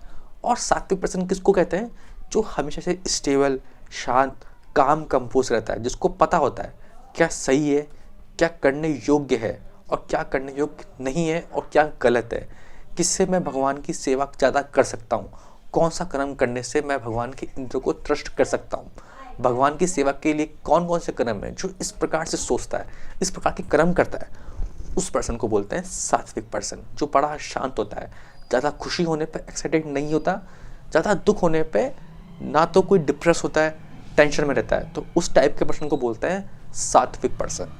अगला श्लोक, नियतम सहिरिता मगरादेश्चित कृतम अफले प्रत्युष्णा कर्मम यक्तसानी को मुच्यते। जो कर्म नियमित है, आसक्ति है, राग या देश से रहित, कर्म फल की चाह के बिना किया जाता है, वह सात्विक कहलाया जाता है। पहला तो आपकी ड्यूटी है, आपकी सर्विस है, आपका स्वधर्म है, उसको करना, फल की इच्छा ना करना, राग या देश, अच्छा या बुरा से रहित, कर्म फल की चाह के बिना कोई भी कर्म किया जाए, उसको सात्विक कहते हैं। यानी सेम चीज़, मतलब अर्जुन अभी जो कर्म करने वाले हैं, तो भगवान ने यूँ बोला कि तू क्षत्रिय है, तू सिर्फ अभी युद्ध लड़ और युद्ध का मजा ले, अपने 100%, अपनी पूरी पावर के साथ, एनर्जी के साथ, एक्साइटमेंट के साथ में युद्ध लड़, क्योंकि ये तेरी ड्यूटी है। और कर्म फल की इच्छा ना कर कि तू इनको मारेगा, तुझको जीतना है, तू जीतेगा या फिर तू हारेगा, है ना। ये मत सोच, तेरी भी क्या क्या ड्यूटी है, सामने जो आकृतियां हैं, तेरा जो कर्तव्य है, उसको पूर्ण कर, और तू हारेगा या फिर जीतेगा उसका फैसला मुझ पर छोड़ दे। तुझे अपना 100% परफॉर्म करना है, जितनी तेरे में एबिलिटी है, कैपेसिटी है, चाहे तू हारेगा या फिर तू जीतेगा। यदि तू हारा तो भी तू वीर गति को प्राप्त होगा, तेरा फिर से नाम होगा, क्योंकि जब एक क्षत्रिय युद्ध भूमि में मरता है तो उसको बोलते हैं कि वो वीर गति को प्राप्त हुआ है। और जब कोई क्षत्रिय किसी को मारता है ना, जब सामने वाली सेना को मारेगा तो तू जीतेगा, तो तुझको राज्य प्राप्त होगा, तुझको यश मिलेगा, तो भी तेरे लिए बहुत ही भला है। तो तू सिर्फ यहाँ पे अपना कर्तव्य कर, आसक्ति के बिना, राग या देश, अच्छा या बुरा के बिना, कर्म फल की चाह ना कर, और अपना कर्तव्य, अपनी ड्यूटी कर, तो उसको बोलते हैं सात्विक। और ये जो लाइन है ना, इसको आप अपने जीवन में उतारनी चाहिए हमको, क्योंकि हम हमेशा इस चीज़ में फंसे रहते हैं कि कोई भी चीज़ मुझको मिलेगी या फिर नहीं मिलेगी, तो मैं कर्म करूँ क्यों। हम कर्म के लिए कभी कर्म नहीं करते। For the sake of work, for the sake of duty, we are not bound to do work. We are always attach to get result. If the result is positive then we are going to do work and we are always thinking that कि वो result मुझको मिलेगा या फिर नहीं मिलेगा. और इससे हम अपने आज को, अपने नाउ को, प्रेजेंट को हमेशा परेशान करते हैं. तो ये वाली बात भगवान ने हजारों सालों पहले, करोड़ों साल पहले अर्जुन को समझाई, जो बात आज हम सेल्फ हेल्प बुक में पढ़ते हैं. तो गीता है ना, गीता इज एब्सोल्यूट ट्रुथ, है ना. और मैं यदि अपने अनुभव से बताऊं, अपने एक्सपीरियंस से आपको मैं ये बताऊं, तो दुनिया की सबसे बेस्ट मोटिवेशनल बुक, सबसे बेस्ट क्या कहूँ कि आपको अपलिफ्ट करने वाली सेल्फ हेल्प बुक है ना, जिसका दूर दूर तक कोई रिलीजन से कोई संबंध ही नहीं है. पूरी गीता के अंदर कोई भी मंदिर का शब्द भगवान ने यूज़ कराएंगे ना, कि तू इस धर्म में जा, तू उस धर्म में जा, तू वैसा कर, तू वैसा कर. हमेशा भगवान अर्जुन के मन पे चोट करते हैं, उसके मन को जोड़ने की कोशिश कर रहे हैं, क्योंकि अर्जुन का मन है ना अभी कांच के जैसे, टूटे हुए कांच के जैसे बिखर चुका है. उसको जोड़ने का प्रयास कर रहे हैं भगवान श्री कृष्ण, है ना. तो इस वजह से गीता वर्ल्ड की बेस्ट मोटिवेशनल बुक है. और भगवान श्री कृष्ण इस वर्ल्ड के अभी तक भी और आने वाले हजारों सालों तक भी बेस्ट और बेस्ट मोटिवेशनल स्पीकर बनेंगे, क्योंकि वो सिर्फ अर्जुन के मन पे चोट कर रहे हैं कि क्या सही है, क्या गलत, क्या तू मोह में पड़ा हुआ है, क्या तुझे अपना कर्तव्य करना चाहिए, तो तू वो कर. यदि मान लो अर्जुन की जगह भगवान बुद्ध होते हैं, है ना, बुद्ध होते, तो यदि वो यूँ कहते हैं कि मुझको, है ना, मुझको जंगल में जाके मुझको संन्यास लेना है, तो भगवान उनको कभी रोकते भी नहीं, क्योंकि स्वधर्म, है ना. भगवान बुद्ध तो शांत स्वभाव के हैं, लेकिन अर्जुन वहाँ पे क्षत्रिय है. यदि वो ये वाली बात बोलता है तो वो मिथ्याचारी है, वो डबल माइंडेड है. तो उस चीज़ को सही करने के लिए भगवान श्री कृष्ण पूरा प्रयास करते हैं. अगला श्लोक, यतु कामे सुनः कर्मा संकरे वा पुनः क्रियते बहुलास्यहम त्रिदाजन समुदाहतम. लेकिन जो कार्य अपनी इच्छा पूर्ति के नियमित प्रयास पूर्वक एवं मिथ्या अहंकार के भाव से किया जाता है वह रजोगुणी कहा जाता है. जो कार्य अपनी इच्छा पूर्ति के नियमित प्रयास पूर्वक एवं मिथ्या अहंकार के भाव से करा जाता है, यानी अपना फायदा, इसमें मेरा क्या फ़ायदा होगा, मेरी इच्छा पूर्ति, मेरी डिज़ायर सेटिस्फैक्शन के लिए कोई भी किया जाता है, अपनी एक्सपेक्टेशन को पूरा करने के लिए किया जाता है, तो उसको बोलते हैं रजोगुणी. अगला श्लोक, अनुबंधम श्रेय हिंसा नापेक्ष्य च पौरुषम मोहाधार भयते कर्मः यतचितः मसुमच्यते. जो कर्म मोहवश शास्त्रीय आदेशों की अवहेलना करके या भावी बंधन की परवाह किए बिना या हिंसा अन्य को दुख पहुंचाने के लिए किया जाए वह तामसिक कहा जाता है. कर्म के 3 टाइप है. पहला सात्विक कर्म, जिसमें कर्म फल की इच्छा नहीं होती, कर्म को as a duty, service towards God, यदि कोई चीज़ किए जाए बिना राग या देश के और कर्म फल की इच्छा ना हो तो वो सात्विक कर्म होता है और हमेशा बेस्ट होता है, उसका फल भी बहुत ही अच्छा होता है. सेकंड, रासिक या रजोगुणी कर्म, यानी जिसमें अपनी इंटरनल कुछ डिज़ायर हो, अपनी कोई इच्छा पूर्ण करने के लिए, अपने अहंकार को सेटिस्फाई करने के लिए कोई भी कर्म किया जाए तो उसको बोलते हैं रजोगुणी कर्म. तीसरा, तामसिक कर्म, यानी दूसरों को दुख पहुंचाना, है ना, जो शास्त्र में लिखा है उसके अपोजिट कर्म करना, है ना, हिंसा करना, ऐसे कर्मों को बोला जाता है तामसिक कर्म. अगला श्लोक, मुक्त संगो न वांदिम धृत्य शांति संवितः सिद्ध्यासी सिन्नो निर्वक्राः कर्ता सात्विक उच्यते. जो व्यक्ति भौतिक गुणों से संसर्ग के बिना अहंकार रहित संकल्प तथा उत्साह पूर्वक अपना कर्म करता है और सफलता अथवा असफलता में अविचलित रहता है वह सात्विक कर्ता कहलाया जाता है. भगवान श्री कृष्ण कहते हैं, जो पर्सन असफलता और सफलता में सेम भाव में, सेम स्टेट में रहता है, उसको सात्विक कर्ता कहला जाता है। अब यानी पहले भगवान ने बताया कर्म के बारे में, अब भगवान बता रहे हैं कर्तापन के बारे में कि सात्विक कर्ता कौन होता है। यानी चाहे आपको हैप्पीनेस मिली, चाहे आपको सॉरो, दुख मिला, आपको फेलियर मिला, तो भी आपका state of mind, you are just like it's a duty, service towards God. यानी आप उस कर्म को सर्विस मान के हुए आप एग्जीक्यूट करते हो, चाहे आपको हार मिले, चाहे आपको जीत मिले, आपको वो चीज़ करनी थी, आपने करी। उसके बाद आपका स्टेट ऑफ माइंड सेम रहता है एज ऑफ इनिशियल, तो उस इंसान को बोलेंगे कि वो सात्विक करता है। अगला श्लोक, रागी कर्म फेलिस्तु प्लसितु प्रलबदो हिंसात्मको युचि हर्षोकंती कर्ता राज्य से परिकीर्तितः। जो कर्ता कर्म तथा कर्म फल की प्रति आसक्त होकर कर्मों का भोग करता है, और जो लोभी, सवेद, ईर्ष्यालु, अपवित्र और सुख दुख से विचलित होता है, वह रासिक कहा जाता है। यानी जो लोभी होता है ना, ग्रीड पर्सन, सर्वदे ईर्ष्यालु यानी जेलस होता है, अपवित्र, इम्प्योर और सुख दुख से विचलित होता है। यानी जब सुख आया तो बहुत सुख हो गया, एक्साइटेड हो गया, बहुत ज़्यादा खुश हो गया, अरे वाह मज़ा आ गया। दुख आया तो बहुत डिप्रेस्ड, टेंशन, एंजाइटी, फियर, इन सब चीज़ों में चला गया, तो उस पर्सन को बोलते हैं वो रासिक पर्सन है, जो हमारे भौतिक वर्ल्ड में होता ही रहता है। अगला श्लोक, अयुक्त प्राकृत स्तब्ध षठो निनिक्षत लसः विषादी दीर्घ सूत्री च कर्ता तामस उच्यते। जो कर्ता सदा शास्त्रों के आदेशों के विरुद्ध कार्य करता है, जो भौतिकवादी, हठी, कपटी तथा अन्य का अपमान करने में पटु है, तथा जो आलसी, सदैव खिन्न तथा काम करने में दीर्घ सुखी है, वह तमोगुणी है। जो आलसी है, हाँ भाई कल कर लेंगे, काम छोड़ो यार।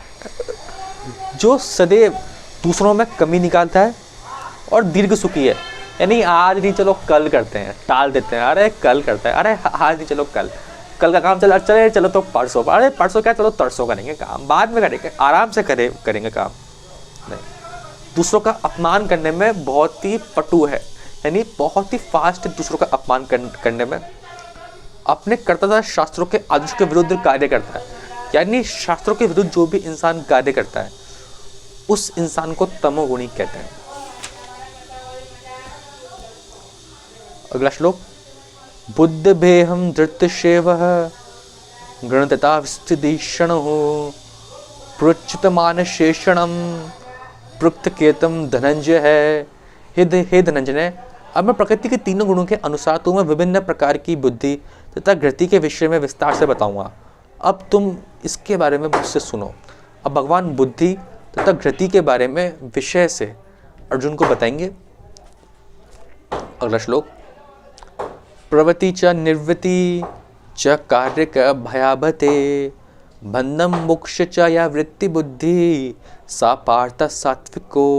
हे प्रतापुत्र, वह बुद्धि सतोगुणी है जिसके द्वारा मनुष्य ये जानता है कि क्या करणीय है और क्या नहीं है, यानी क्या करने योग्य है और क्या करने योग्य नहीं है, किससे डरना चाहिए किससे नहीं, क्या बांधने वाला है और क्या मुक्ति देने वाला है। अब जो सतोगुणी बुद्धि है ना, उसके टाइप्स है, जिसको पता होता है क्या करने योग्य है, क्या करने योग्य नहीं है, क्या कहने योग्य है और क्या कहने योग्य नहीं है, किससे डरना चाहिए किससे नहीं डरना चाहिए, है ना, क्या बांधने वाला है और क्या नहीं बांधने वाला है। जो इन सब चीज़ को जाने, पहचाने, उसके बाद एक्शन करे, कर्म करे, है ना, कर्म फल की आसक्ति में ना बंधे, है ना, उस बुद्धि को बोलते हैं सतोगुणी बुद्धि। अगला श्लोक, यया धर्मस्यता का कार्य है चक्र्यामेव च अथव्यावृजन प्रचानी बुद्धि ही सा पार्थ राजसी। हे प्रतापुत्र, जो बुद्धि धर्म तथा अधर्म, करने तथा अकरणे कर्म से भेद नहीं कर पाती, वह राजसी है। यानी जो बुद्धि भेद ही नहीं कर पा रही कि अधर्म क्या है और धर्म क्या है, नहीं, कभी कभी आपने कभी देखा है ना कि हमको पता होता है कि क्या गलत है क्या सही है, फिर भी हम गलत काम कर बैठते हैं, है ना? क्यों? क्योंकि कहीं ना कहीं हमारा स्वार्थ, प्लेजर छुपा हुआ होता है। आपको पता है कि आपको इस समय कोई एक्टिविटी करनी है, लेकिन आप उस एक्टिविटी को करने से भागते हो। कहीं ना कहीं आपका मन कहीं और सुख ढूंढता है, फिर आपको बाद में जाके रिग्रेट फील होता है। ऐसा क्यों? क्योंकि आपके मन को पता है कि आपका स्वार्थ किस जगह पर है। तो जो अधर्म और धर्म में भेद नहीं कर पाती, करनी नहीं है, यानी जो करने योग्य है और जो करने योग्य नहीं है, उन सब दोनों चीज़ों में भेद नहीं कर पाती, ऐसी बुद्धि को भगवान श्री कृष्ण कहते हैं कि वो बुद्धि राजसी कहलाई जाती है। जो बुद्धि मोह अहंकार के वशीभूत होकर अधर्म को धर्म को और धर्म को अधर्म मानती है ना? अधर्म को धर्म मानती है और धर्म को अधर्म मानती है, वह सदैव विपरीत दिशा में प्रयत्न करती है। हे पार्थ, वह तामसी है। भगवान ने बताया है कि जो बुद्धि मोह तथा अहंकार में फंसी हुई है, यानी अटैचमेंट है और ईगोइस्टिक है बहुत ज़्यादा। दुर्योधन परफेक्ट एग्जाम्पल, अधर्म को धर्म मानता है। जब भगवान श्री कृष्ण ने कहा कि देख, अर्जुन और पांडव सबके सब क्षत्रिय हैं और सिर्फ तू उनको 5 गांव देते, पूरा हस्तिनापुर तेरा है, सिर्फ उनको 5 गांव देते क्योंकि वो तेरे भाई भी है, लेकिन फिर भी दुर्योधन नहीं माना और भगवान श्री कृष्ण का अपमान किया क्योंकि वो अधर्म था, फिर भी उसने अधर्म किया, धर्म का पालना नहीं की। धर्म को अधर्म मानना और अधर्म को धर्म मानना, जो जिस इंसान की बुद्धि इन सब चीज़ों में फंसी रहती है ना, उस बुद्धि को बोलते हैं तामसिक या तामसी पर्सन। अगला श्लोक, ग्रत्तयया धार्यते मणा प्रांदीय क्रिया योगिनः विविचार्यते धृति सा पार्थ सात्विक तो हो। हे प्रतापपुत्र, जो अटूट है, जिसे योगाभ्यास द्वारा अचल रहकर धारण किया जाता है और जो इस प्रकार मन प्राण तथा इंद्रियों के कार्यकलाप को वश में रखती है, वह धृति सात्विक है। अगला श्लोक, यया तु धर्म कार्य से धर्यो तु अर्जुन प्रिय संग फलाकांक्षी धुति सा पार्थ राजसी। लेकिन हे अर्जुन, जिस धुति से मनुष्य कर्म धर्म अर्थ तथा काम के फलों में लिप्त होता है, वह राजसी होती है। जो व्यक्ति धार्मिक या आर्थिक कार्यों में कर्म फलों को सदैव आकांक्षी होता है, जिसकी एकमात्र इच्छा इंद्रिय तृप्ति होती है, यानी फाइनल आउटकम क्या है, इंटरनल डिजायर क्या है, सेटिस्फैक्शन, सेंसरी प्लेजर होता है, जिसका मन जीवन इंद्रियां इस प्रकार से संलग्न करता है, जो इस तरीके से जो ट्यून होता है, वो रजोगुणी व्यक्ति होता है। अगला श्लोक, या संप्रम भयम शोकम विषादम मदमेव च ना विमुज्जति दुर्मदम धुति सा पार्थ तामसी। हे पार्थ, जो धुति स्वप्न भय शोक विषाद तथा मोह से परे नहीं जाती, ऐसी दुर्बुद्धि धृति तामसी होती है। इसका अर्थ नहीं निकालना चाहिए कि सतोगुणी मनुष्य स्वप्न नहीं देखता। यहाँ पे स्वप्न का अर्थ अति निद्रा है, जो बहुत ज़्यादा सोता हो, आलसी हो। स्वप्न सदा आते हैं, चाहे वह सात्विक हो, राजसिक हो या तामसिक पर्सन हो, स्वप्न तो आते ही हैं। स्वप्न तो प्राकृतिक घटना है, लेकिन जो अपने को अधिक सोने से बचा नहीं पाते हैं, जो भौतिक वस्तु को भोगने से गर्व से नहीं बचा पाते, वे सदैव संसार में प्रभुत्व जानने का स्वप्न देखते रहते हैं और जिनके प्राण मन तथा इंद्रिय इस प्रकार लिप्त रहते हैं कि वे तामसिक धुति कहे जाने वाले होते हैं। अगला श्लोक, शुकम त्रिविद्राणि त्रिविधम क्षणु से भरतवर्ष अभ्यास द्रमते यत्र दुख्यांच निक्षयति। हे भरतश्रेष्ठ, अब मुझसे तुम 3 प्रकार के सुखों के विषय में जानो। पहले भगवान ने क्या बताया, कर्ता के बारे में, फिर कर्म के बारे में, फिर बुद्धि और धृति के बारे में, और अब भगवान किसके बारे में क्या बता रहे हैं, सुख के बारे में, कि 3 प्रकार के सुख होते हैं। सुखों के विषयों में जानो, जिनके द्वारा बद्ध जीव भोग करता है और जिसके द्वारा कभी कभी दुखों का अंत हो जाता है। अगला श्लोक, यत् द्रग्यते विश्व शिव परिणाम सुमृतापसमम तथा सुखम सात्विकम प्रोक्तमात् बुद्धिहम प्रसादजनम। जो प्रारंभ में विष जैसा लगता है लेकिन अंत में अमृत के समान होता है, और जो मनुष्य में आत्म साक्षात्कार जगा जाता है वह सात्विक सुख कहला जाता है। यानी जो स्टार्टिंग में लगता है कि बहुत ही कठिन है ना, बहुत ही पेनफुल है, बहुत ही मतलब आपको सहना पड़ रहा है ना, वो चीज़ स्टार्टिंग में तो डिफ़िकल्ट होती है, लेकिन आगे जाके वो अमृत होती है आपके लिए। तो उसको बोलते हैं, वो जो सुख होता है ना वो सात्विक सुख होता है, और वो आपके लिए बहुत ही अच्छा होता है। जैसे मान लीजिए आपसे यूँ कहते हैं कि आप डिसिप्लिन रहिए, आप डेली अपने एक्शन को परफॉर्म कीजिए, आप कंसिस्टेंट रहिए।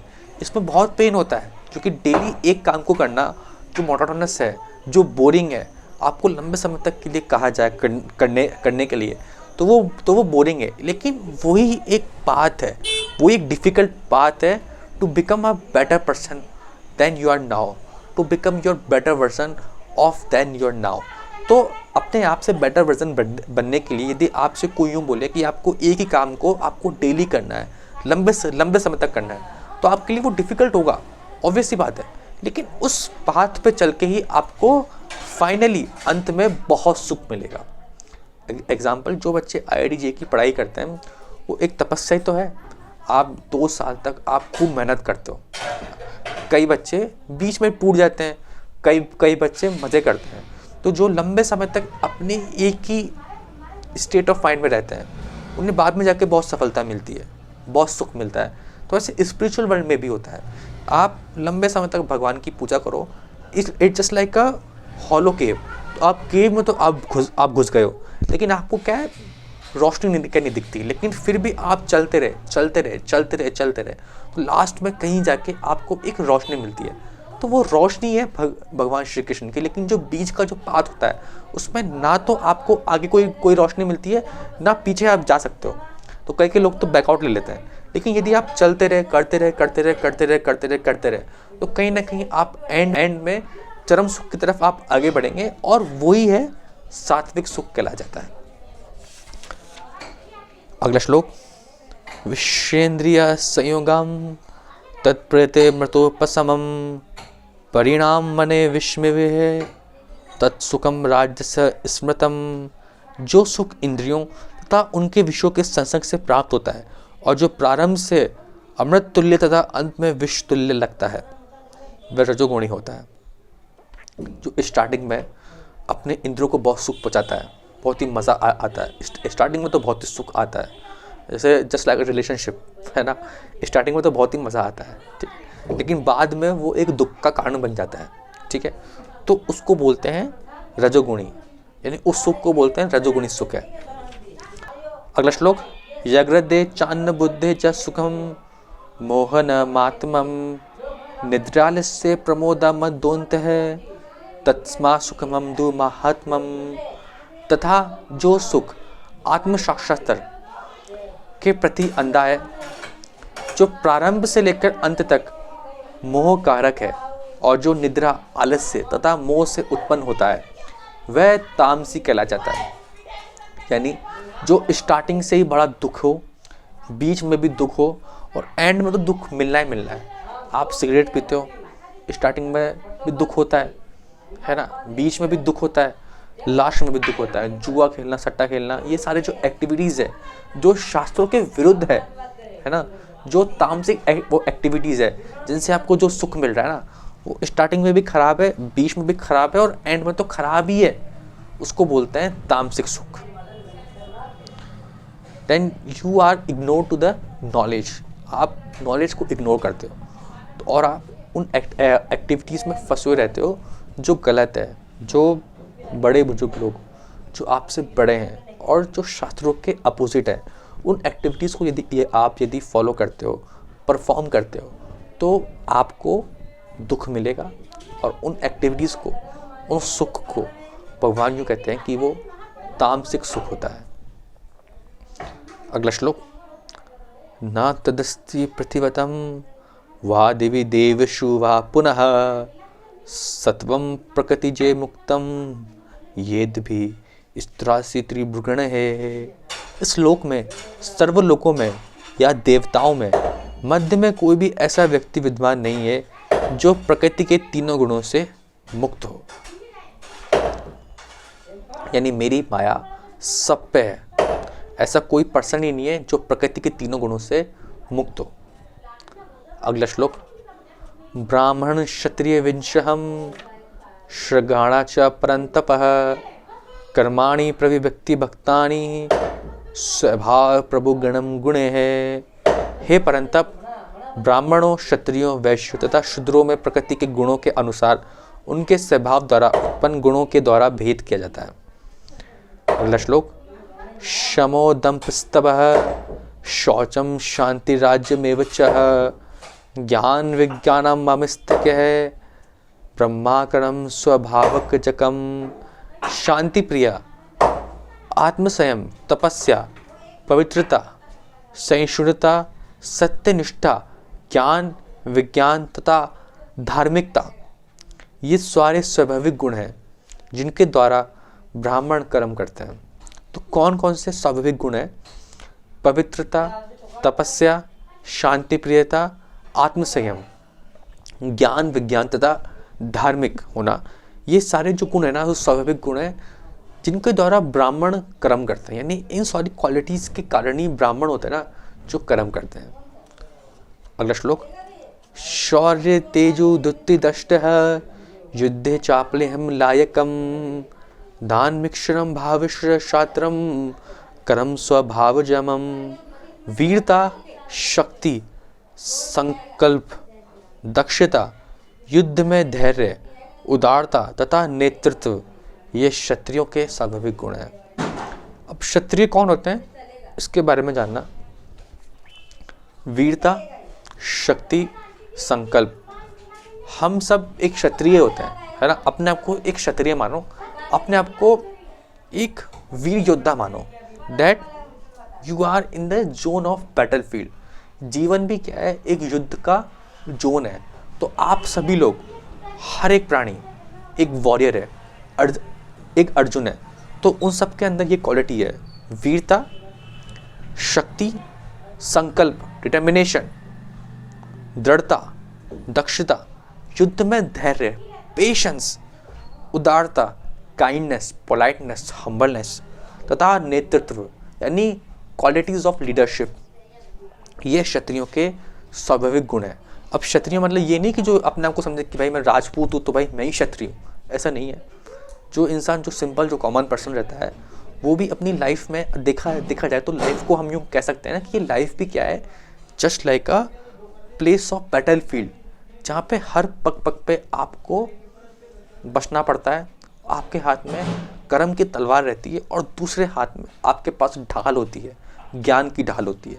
तो ये एक बैटल फील्ड ही है, एक लाइफ।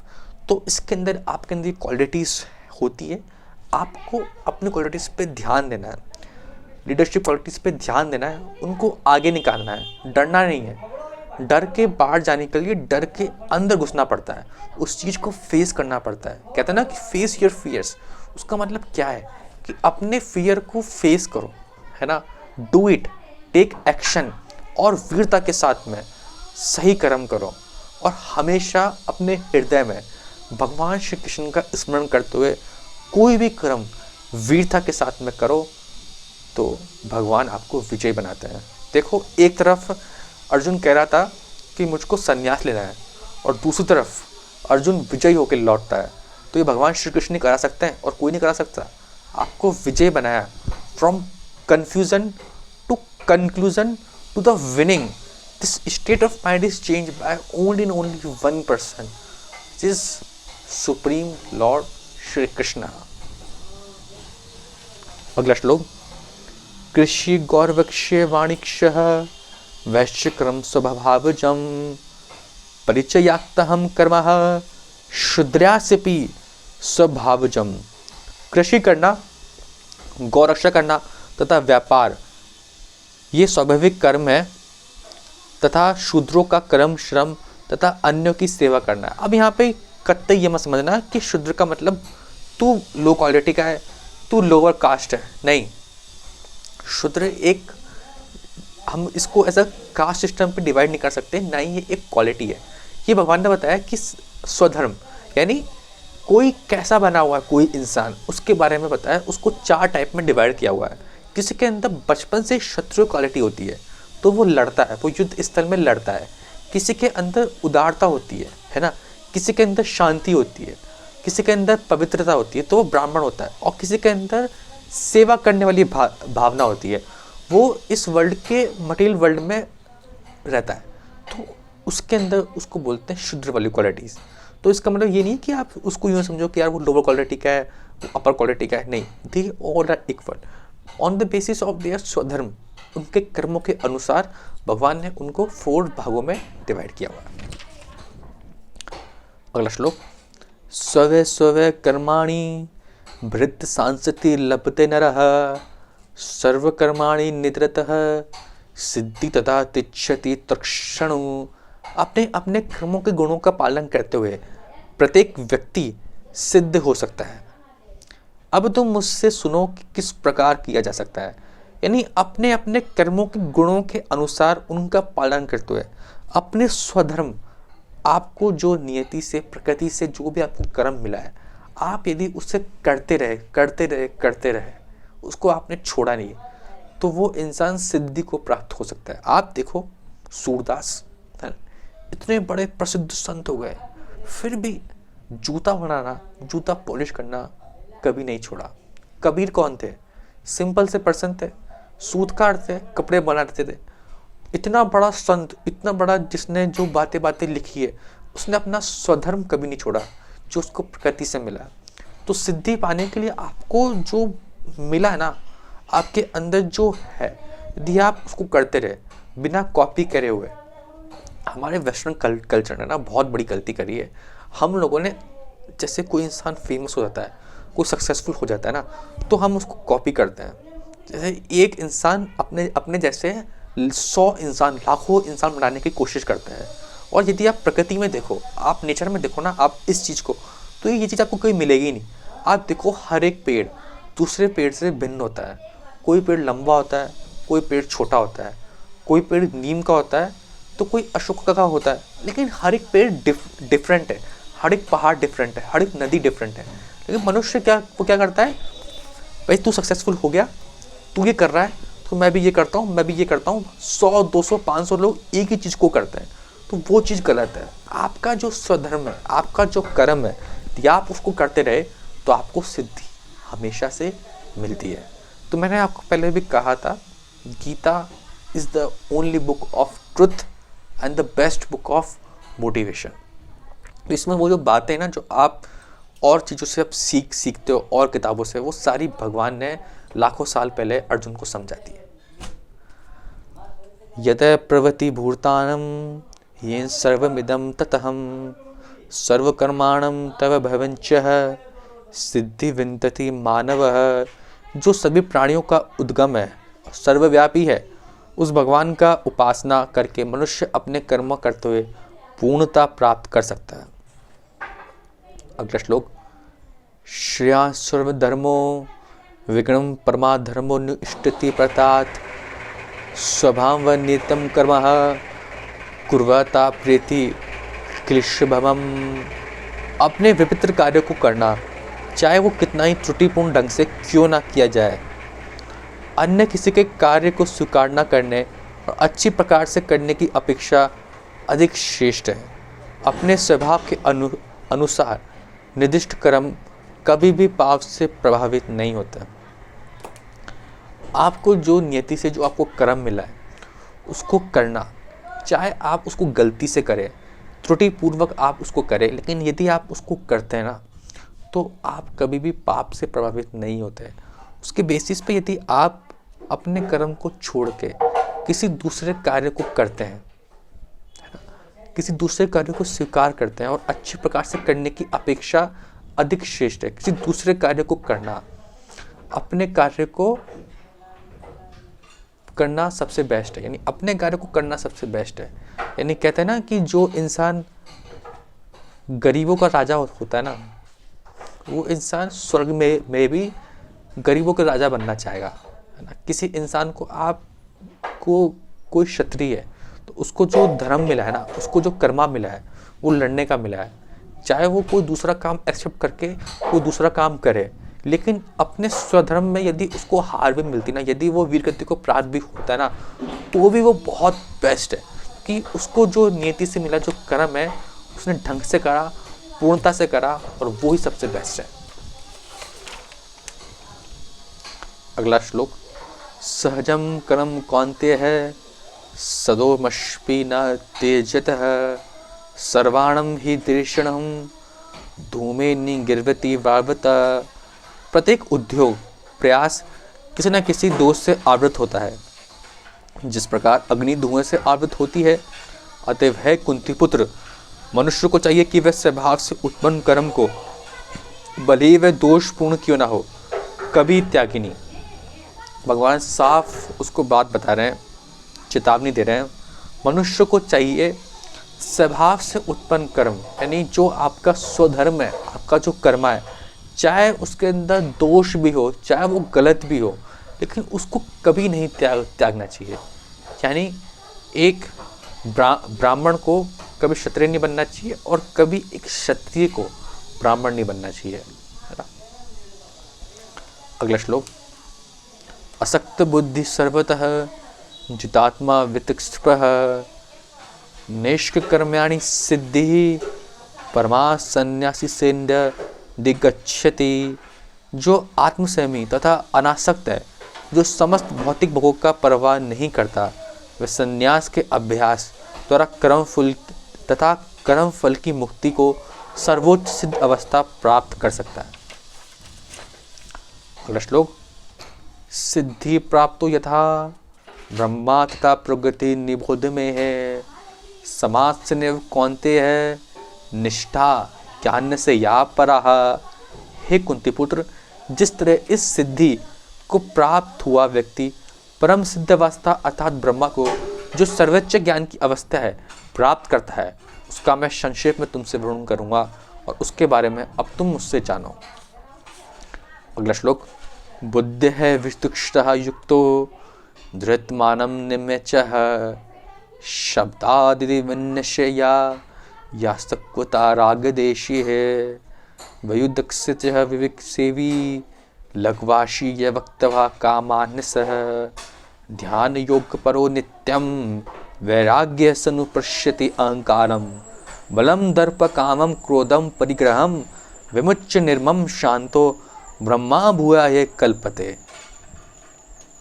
अपनी बुद्धि से शुद्ध होकर धैर्य पूर्वक मन को वश में करते हुए इंद्र तप्ति के विषयों को त्याग कर, अब भगवान यहाँ पे स्टेट ऑफ माइंड बता रहे हैं जो संन्यास की स्टेट ऑफ माइंड होती है, अपनी बुद्धि को शुद्ध करते हुए धैर्य पूर्वक यानी विथ टेकिंग ऑफ पेशेंस इंद्र तप्तियों के विषयों को त्याग कर राग तथा देश से मुक्त होकर जो व्यक्ति एकांत स्थान में वास करता है, जो थोड़ा खाता है और अपने शरीर मन वाणी को वश में रखता है, वह सदैव समाधि में रहता है और पूर्णतः विरक्त मिथ्या अहंकार, मिथ्या शक्ति, मिथ्या गर्व, काम क्रोध तथा भौतिक वस्तुओं का संग्रह से मुक्त होता है। जो मिथ्या स्वामित्व की भावना से रहित है या शांत है, वह निश्चय ही आत्म साक्षात्कार के पद को प्राप्त होता है। जो थोड़ा खाता है, अपने शरीर तथा मन और वाणी को वश में रख कर रखता है, क्योंकि यही चीज़ है जो आपसे कर्म कराते हैं। आपका शरीर कर्म करता है, आपका मन भी कर्म करता है और आपकी वाणी भी कर्म करता है। तो ये जो चीज़ करते हैं ना, इनको बोलते हैं कर्मा।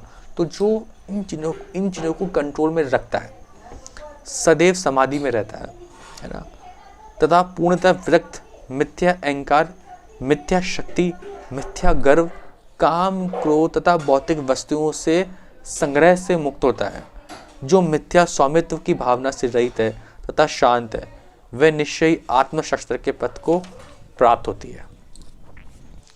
अगला श्लोक, ब्रह्मभूत प्रसन्नात्मा ना शोचति ना कांगति सम सर्वेषु भूतेषु मभाक्ति लभ है पराम।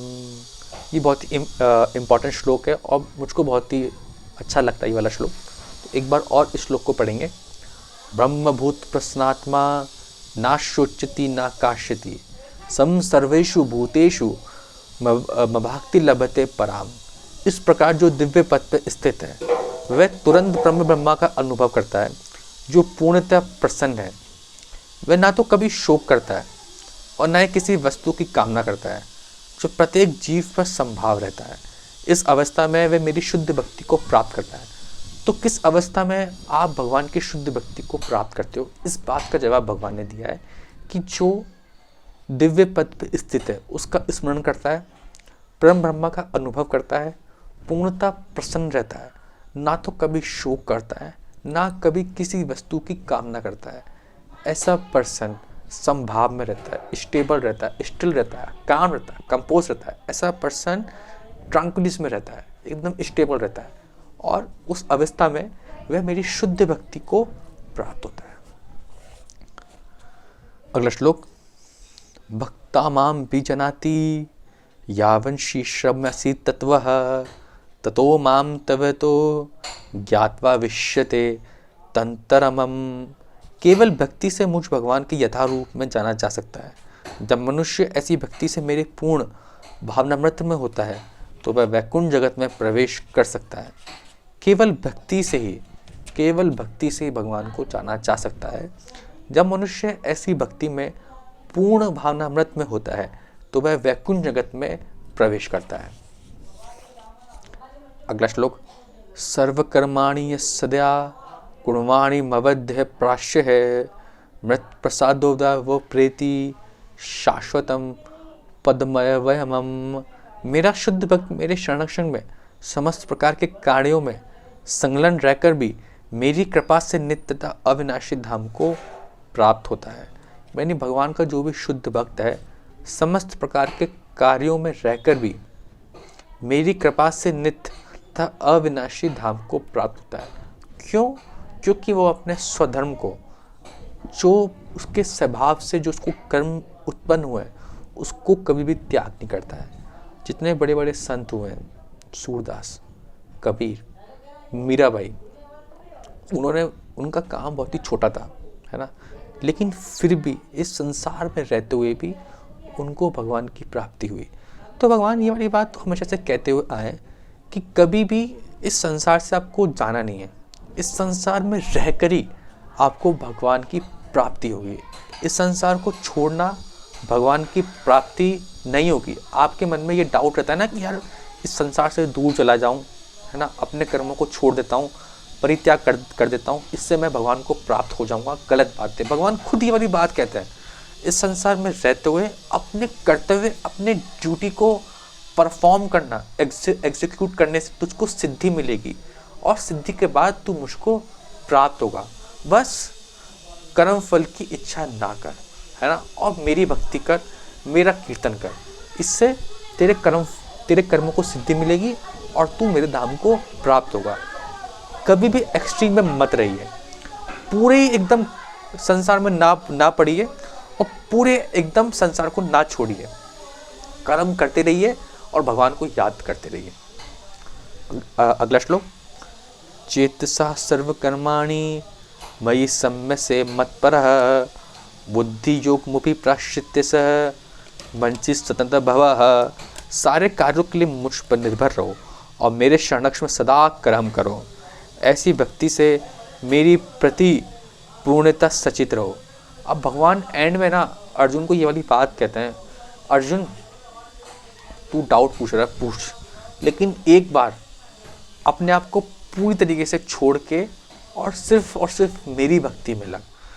कहते हैं कि जब उस समय जब अर्जुन ने भगवान की बात को माना और पूर्णता से कृतज्ञता भाव से समर्पण किया, तब उसके मन में कोई भी क्वेश्चन नहीं रहा। जब आप किसी इंसान को पूर्णता से मानते हो कि हाँ ये जो बोल रहा है ना वो सच बोल रहा है, तो आपके मन में कोई तर्क वितर्क नहीं रहता, कोई डाउट, कोई क्वेश्चन नहीं रहता, क्योंकि आप उसकी बात को एक्सेप्ट करते हो कि हाँ ये बंदा जो बोल रहा है ना वो सच बोल रहा है। इस तरीके से भगवान श्री कृष्ण ने अर्जुन से बोला, अर्जुन मेरी भक्ति में आ, सिर्फ और सिर्फ मेरी भक्ति कर इस समय, इस क्षण में। तो जैसा अर्जुन ने भगवान की भक्ति स्टार्ट करी करना, उस समय अर्जुन के पास कोई डाउट नहीं रहा। तो यहाँ भगवान ने बोला है सारे कार्यों के लिए मुझ पे निर्भर रहो और मेरे संरक्षण में सदा कर्म करो। ऐसी भक्ति से मेरी पूर्णता सचेत रहो। अगला श्लोक, भविष्यतम सर्वगुणानि मृत्यु प्रसादम तीतृष्यसि अधा चित्तवशम महाकार्य रात्रः श्रोष्यति विनाशक्ष्यसि। यदि तुम मुझे भावना भयित होगी, यदि तुम मुझ में भावना मोहित होंगे तो मेरी कृपा से तुम बद्ध जीवन के सारे अवरोधों को लांघ जाओगे। लेकिन यदि तुम मिथ्या अहंकार वश ऐसी चेतना से कर्म नहीं करोगे, तो मेरी बात नहीं सुनोगे, तुम विनष्ट हो जाओगे। यदि तुम मेरा स्मरण करते रहोगे, मेरी भक्ति करोगे, तो तुम्हारे जीवन में जितने भी जो ब्लॉक्स है, जितने भी जो बैरियर्स है, तुम उनको लांघ जाओगे, है ना। गीता में सभी चीज़ का आंसर लिखा हुआ है। यदि आप भगवान की भक्ति करते हो, यदि तुम मुझ में भावना भयित होंगे, मेरी कृपा से बुद्ध जीवन के सारे अवरोधों को, सारे के सारे बैरियर्स को तुम लांघ जाओगे। और यदि ऐसा नहीं करते हो तो तुम विनष्ट हो जाओगे। अगला श्लोक, यदः कार्यशि मृत्युस्य नायोत्यसे इति मन्यसे मिथे व्यवस्यते प्रकृतिस्त्वा नियोक्ष्यति। यदि तुम मेरे निर्देश अनुसार कर्म नहीं करते और युद्ध में प्रवृत्त नहीं होते हो तो तुम कुमार्ग पे जाओगे, तुम अपने स्वभाववश युद्ध में लगना होगा। अब यहाँ भगवान श्री कृष्ण अर्जुन से कह रहे हैं, मेरे कहे अनुसार यदि तुम इस समय अपनी ड्यूटी को पूरा नहीं करते हो, युद्ध नहीं लड़ते हो, तो तुम कुमार्ग पे जाओगे। तुम जिस रास्ते पे जाना चाहते हो वो रास्ता गलत होगा। तुम्हारे लिए अभी यहाँ पे सबसे बेस्ट, इम्पॉर्टेंट और कर्तव्यपूर्ण क्या है कि तुम्हें अपनी ड्यूटी को फॉलो करना है और तुम्हें युद्ध में पार्टिसिपेट करना है और युद्ध का मज़ा लेना है, चाहे जीत मिले चाहे हार मिले। अर्जुन, उठ, खड़ा हो और युद्ध लड़। स्वभाभाजिन कौन्तेय निवृद्ध सविण कर्मणा क्रतु निश्यति या मोहसी करिष्यते तीपितः। इस समय तुम मोहवश मेरे निर्देश अनुसार कर्म करने से मना कर रहे हो, लेकिन हे कुंती पुत्र, तुम अपने ही स्वभाव से उत्पन्न कर्म तथा कर्म द्वारा बाध्य होकर वही सब करोगे। तुम इस समय मोह से बंध कर अपने कर्मों से, अपने ड्यूटी से तुम भागते हो जा रहे हो। लेकिन याद रखो, जो चीज़ जो तुम्हारे स्वभाव में है, यदि तुम उसको नहीं करोगे तो तुम कुमार्ग पे जाओगे। और कुछ समय बाद भी, चूँकि तुम क्षत्रिय हो, तो यदि तुम्हें कोई जंगल में वो ललकारेगा तो तुम उससे युद्ध लड़ोगे। लेकिन यहाँ यदि तुम युद्ध लड़ते हो तो तुमको यश मिलेगा, तुमको कीर्ति मिलेगी, तो वो तुम्हारे लिए बहुत ही बेस्ट है। तो इस समय मेरी बात मान के युद्ध में अपने आप को प्रवृत्त करो और उठो और लड़ो। ईश्वरे सर्वभूतानां हृदय अर्जुन तिष्ठति ब्रह्मय सर्वभूतानि यंगस रूढ़ानि माया। हे अर्जुन, परमेश्वर प्रत्येक जीव के हृदय में स्थित है और भौतिक शक्ति से निर्मित यंत्र से सवार की भांति बैठे समस्त जीवों को अपनी माया से घुमाता भरमा रहे हैं। भगवान यूँ कहना चाह रहे हैं, परमेश्वर आपके हृदय में स्थित है, लेकिन इस माया के कारण आप इस वर्ल्ड में घूमते हुए रहते हो, है ना। क्योंकि प्रकृति से अर्जित गुणों के अनुसार आप कर्म करते हो और उस कर्म के अनुसार ही आप इस प्रकृति में घूमते हुए रहते हो। लेकिन आपके हृदय में भगवान श्री कृष्ण हमेशा मौजूद है। अगला श्लोक, तमेव शरणं गच्छ सर्वभावेन भारत तत्प्रसादापारतं शांति स्थानं प्रयापास्यति शाश्वतम।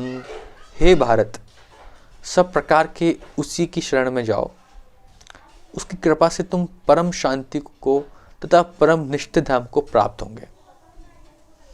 अगला श्लोक, इति ते ज्ञानमख्यातं गुहादं गृहात् मया विमश्यते दमशेषेषणं यदि ये स्थिति तथा कुरुहु। इस प्रकार मैंने तुम्हें गुहात्तर ज्ञान बतला दिया। इस तरह पूरी तरह से मनन करो और तब जो चाहो सो करो। यानी एंड तक। गीता में बहुत इंपॉर्टेंट ये लाइन लिखी हुई है, एंड तक भगवान ने अपनी इच्छा अर्जुन पे नहीं थोपी। भगवान ने रास्ता बताया, लेकिन एंड में ये बोला कि मैंने जो बताया है तुम उसको सुनो, उसको जानो और पूरी तरीके से मनन करो, और तब जो चाहो वो करो। अगला श्लोक, सर्वगुहातम भूय है क्षणु में परम वक है, इष्ट्योषि से दृढ़मिति ततो वक्ष्यामि ते हितम।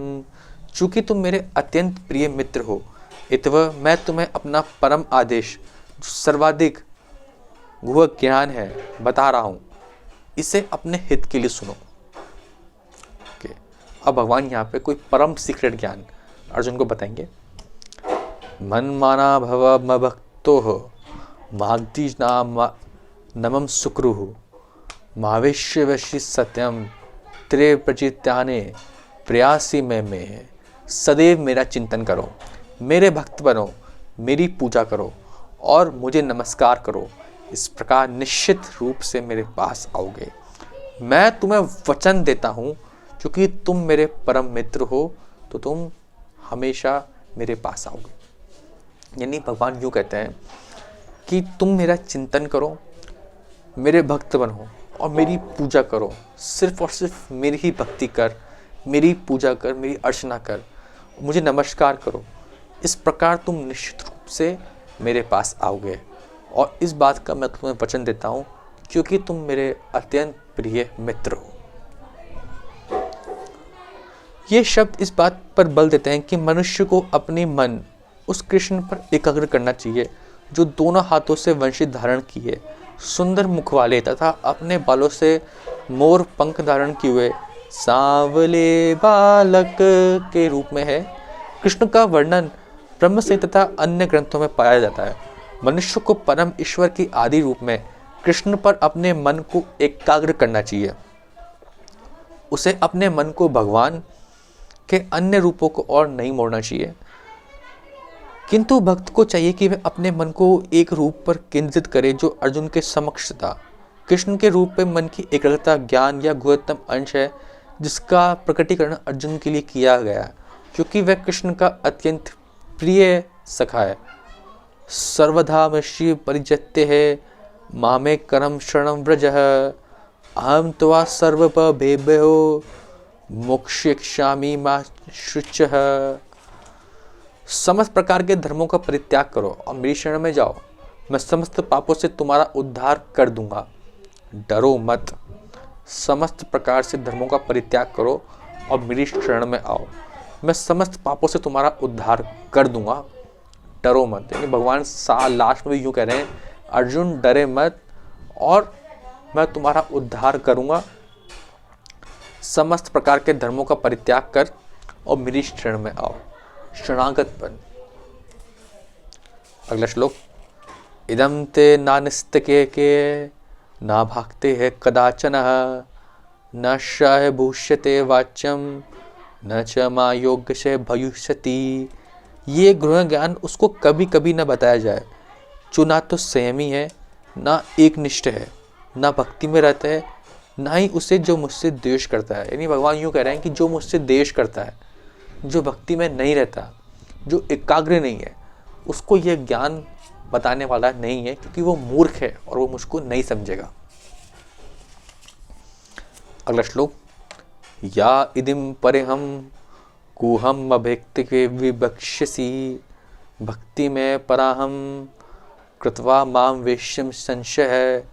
जो व्यक्ति भक्तों का परम रहस्य बनता है, वह शुद्ध भक्ति को प्राप्त करेगा और अतः में वह मेरे पास आएगा। जो व्यक्ति भक्तों को ये परम रहस्य बताता है, वह शुद्ध भक्ति को प्राप्त करता है और अंत में वो मेरे पास आएगा। तो वो कौन सा सीक्रेट है? सीक्रेट ये है, भगवान यूँ कहते हैं, अर्जुन तुम मेरी शरण में आ, मेरी भक्ति कर, मुझको नमस्कार कर, और इस तरीके से तू मुझको प्राप्त होगा। तो कोई भी मनुष्य यदि भगवान की भक्ति करता है, भगवान को नमस्कार करता है, भगवान पे टोटल सरेंडर हो जाता है, यानी पूरा कृतज्ञ भाव से अपने आप को सरेंडर करता है भगवान के, और सारे कार्यों का होना भगवान को सौंप देता है, तो ऐसा इंसान, ऐसा व्यक्ति भगवान को प्राप्त होता है। अगला श्लोक, न च तस्मानिषु मनुष्यो कृष्यन्ति प्रियकृतमं भविता न च मे ये है तमासद्यने प्रियतरो भुवि। इस संसार में उसकी अपेक्षा कोई अन्य सेवक ना तो मुझसे अधिक प्रिय है और ना कभी होगा। अक्षदे च यः च इति धर्मस्य संवादमावयो ज्ञान यज्ञेन तना हमस्य है सवामिति में मतिहि। और मैं घोषित करता हूँ, जो हमारे इस पवित्र संवाद का अध्ययन करता है वह अपनी बुद्धि से मेरी पूजा करता है। 100% करेक्ट है। जो भगवान का इस अध्ययन का, इस ग्रंथ का, इस गीता बुक का अध्ययन करता है वो भगवान की पूजा करता है। अगला श्लोक, श्रद्धावांशु पुक्षकः श्रृण्वद्यापि यो नरः सोऽपि मुक्तिर्संभालो लोकान् प्रव्याक्तिमु पुण्यकर्माणम्। और जो श्रद्धा समेत तथा देश रहित होकर इसको सुनता है वह सारे पापों से मुक्त हो जाता है और शुभ लोगों को प्राप्त होता है, वही पुण्य आत्मा निवास करती है। अगला श्लोक, कंचिदेतुष्टम पार्थ तेव क्राणग्रसे चेतसः कंचिदज्ञाने समोह प्रणदश्यते धनंजय है।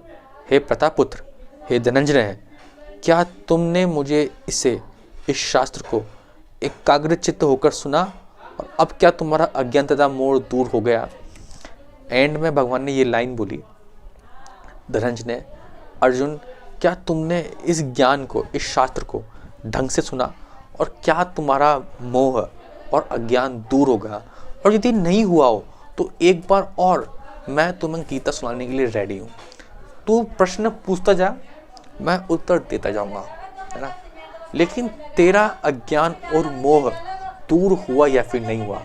आप सोचिए, भगवान के सामने अर्जुन कितना छोटा है। एक भगवान कृष्ण जो जिनका विराट रूप है, जिनमें ब्रह्मांड ही ब्रह्मांड है, वो ये वाली बात कह रहे हैं अर्जुन से कि तेरा मोह दूर हुआ या फिर नहीं हुआ। यदि नहीं हुआ हो तो मैं एक बार और बताने के लिए, इस गीता को बताने के लिए रेडी हूँ। लेकिन तू सच्चाई से अपने दिल से बता कि तूने जो मैंने अभी तक जो बताया, तूने उसको फोकस पूर्वक सुना है या फिर नहीं।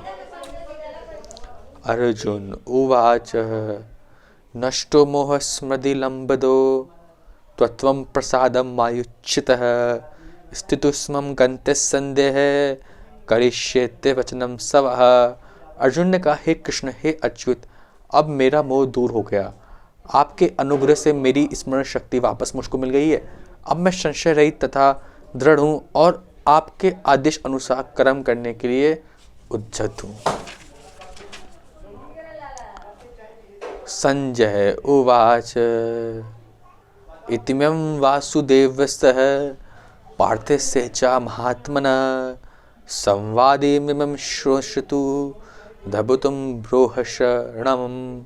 संजय ने कहा, इस प्रकार मैंने कृष्ण तथा अर्जुन के इन दोनों महापुरुषों की वार्ता को सुना और ये संदेश इतना अद्भुत है कि मेरे शरीर में रोमांच हो रहा है। अगला श्लोक, व्यास प्रसादः उच्यतु तवा निःशुग्रहमं परमं योगम योगेश्वर कृष्णात् साक्षात्तरं कथयत स्वयं। व्यास की कृपा से मैंने ये परम गुह बातें साक्षात योगेश्वर कृष्ण के मुख से अर्जुन के प्रति कही जाती हुई सुनी। अगला श्लोक, राज्यस्य मृत्युं समदृश्य सवाद में भुक्त हम केशवानुर्जन पुण्यम हम्यासी चहुर्मुर्मः।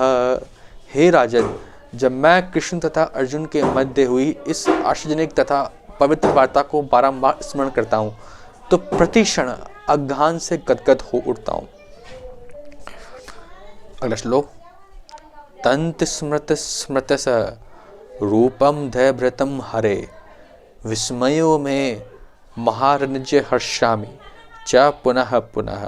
हे राजन, भगवान कृष्ण के अद्भुत रूप का स्मरण करते हुए मैं अधिकाधिक आश्चर्यचकित होता हूँ और पुनः पुनः हर्षित होता हूँ। यत्र योगेश्वरे कृष्णो यथा पार्थो धनुर्धरः तथा द्रव्यजय भूति ध्रुवः निमित्तत्रयमिमं। जहाँ योगेश्वर कृष्ण है और जहाँ परम धनुर्धर अर्जुन है, वहाँ ऐश्वर्य, विजय, अलौकिक शक्ति तथा नीति भी निश्चित रूप से रहती है। ऐसा मेरा मत है। जहाँ योगेश्वर कृष्ण है, परम धनुर्धर अर्जुन है, वहाँ ऐश्वर्य, विजय, अलौकिक शक्ति तथा नीति भी निश्चित रूप से रहती है। ऐसा मेरा मत है कि सही बात है। जहाँ भगवान कृष्ण है वहाँ धर्म है, नीति है, सत्य है। और ये वाली बात संजय धृतराष्ट्र से कह रहे हैं और कह रहे हैं कि ये जो ज्ञान उन्होंने सुना, इस गीता का ज्ञान, उसको सुनते ही उनके पूरे शरीर रोमांच से भरा हुआ है और वो गदगद हो गए। और इसी के साथ यहाँ पे गीता एंड होती है।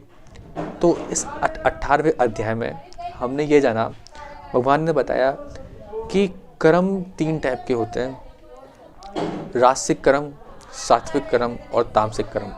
कर्ता भी 3 टाइप के होते हैं, बुद्धि भी 3 टाइप की होती है। सुख के बारे में हमने जाना और धृति के बारे में हमने जाना।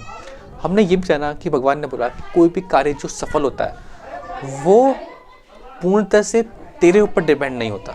उसके 5 फैक्टर होते हैं, शरीर, कर्ता, इंद्रिया, चेष्टा, डिटर्मिनेशन और परमात्मा की इच्छा होना।